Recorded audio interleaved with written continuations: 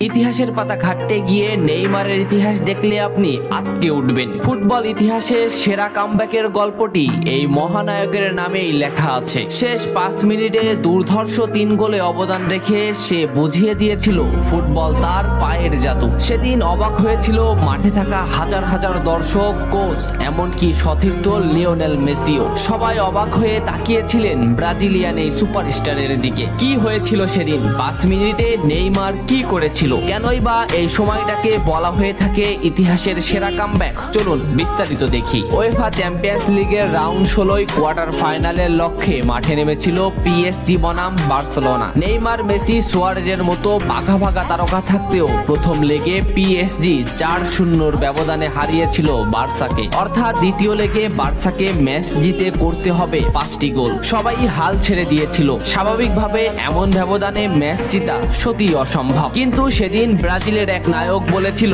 এটা সম্ভব, আমরা এটা করে দেখাবো। যেভাবেই হোক না কেন আমরা দলকে ম্যাচ জেতাতে চাই। 2017 সালের 8 মার্চ অনুষ্ঠিত হয় এই ম্যাচের দ্বিতীয় লেগ। ম্যাচের শুরু থেকেই ক্ষিপ্ততা আর দক্ষতা দেখাতে শুরু করেন নেইমার। এই ম্যাচে যেন আবির্ভাব হয় কোনো এক নতুন নেইমারের। এই নেইমারকে তো কেউ চেনে না। ম্যাচের 3 মিনিটেই লুইস সুয়ারেজ পেয়ে যায় প্রথম গোলের দেখা। এরপর নেইমারের ক্ষিপ্ততায় একের পর এক আক্রমণ সাজাতে থাকে বার্সা। এদিন যেন নেইমারকে কোনোভাবেই আটকাতে পারছিল না পিএসজি। নেইমারকে আটকাতে একের পর এক ফাউলই বেছে নিয়েছিল তারা। ম্যাচের 40 মিনিটে লেভিনের আত্মঘাতিক গোলে বার্সা পায় দ্বিতীয় গোলের দেখা। ম্যাচের 50 মিনিটে ক্ষিপ্ত থাকা নেইমারকে ডি বক্সের ভিতর ফাউল করে ফেলে দেওয়া হয়। এতে বার্সা পেয়ে যায় পেনাল্টিতে গোল করে দলকে এগিয়ে নেন লিওনেল মেসি। তবে যেমনটা ভাবছিলেন এই ম্যাচের গল্প ফুটবল বিধাতা তেমন ভাবে লেখেননি। 62 মিনিটে বার্সার কফিনে শেষ প্যারাটা পুড়ে দেন এডিনসন কাভানি। এতেই স্তব্ধ হয়ে যায় ক্যাম্প নু।